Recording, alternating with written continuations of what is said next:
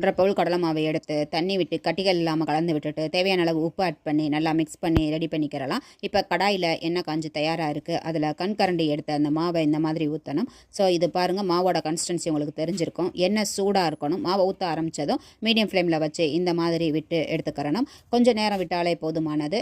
தயாராகிரும். பாருங்கள், இது கொஞ்சம் சாஃப்டாக இருக்கணும். முறுமுறுன்னு ஆயிடுச்சு அப்படின்னா காரா பூந்தி மாதிரி ஆயிரும். இப்போ எல்லாமே பொரிஞ்சு தயாராகிருச்சு, எடுத்துக்கிறலாம். இது பாருங்கள், ஒரு சிலது உதிரி உதிரியாகவும் ஒரு சிலது வந்துட்டு கட்டி கட்டியாகவும் இருக்கும். அதனால ஒன்றும் இல்லை. மிக்ஸி ஜாருக்கு மாற்றி பல்ஸில் 2 சுற்று சுற்ற விட்டு எடுத்தோம் அப்படின்னா இந்த மாதிரி பொடி பொடியாக உதிரி உதிரியாக கிடைக்கும். இங்கே ஒரு கடாயில் 1/2 பவுல் தண்ணி, ஏலக்காய் தூள், கொஞ்சமாக ஃபுட் கலர் ஆட் பண்ணி நல்லா மிக்ஸ் பண்ணி விட்டுடலாம். இது கொதி வரும் பொழுது 1 பவுல் அளவுக்கு சுகர் ஆட் பண்ணி நல்லா மிக்ஸ் பண்ணி கொதி வந்து கம்பிப்பதம் வந்ததும் பொடிச்சு வச்சதை ஆட் பண்ணி மிக்ஸ் பண்ணி விட்டோம் அப்படின்னா அதை ஃபுல்லாக அப்சர்வ் பண்ணி கெட்டியாகி வந்துடும்.